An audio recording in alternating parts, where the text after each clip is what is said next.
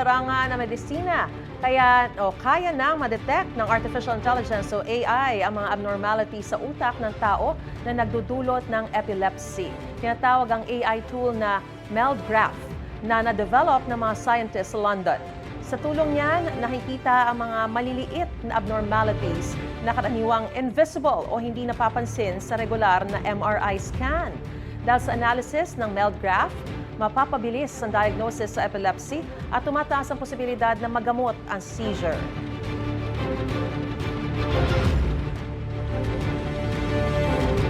Gusto mo bang mauna sa mga balita? Mag-subscribe na sa GMA Integrated News sa YouTube at tumutok sa unang balita.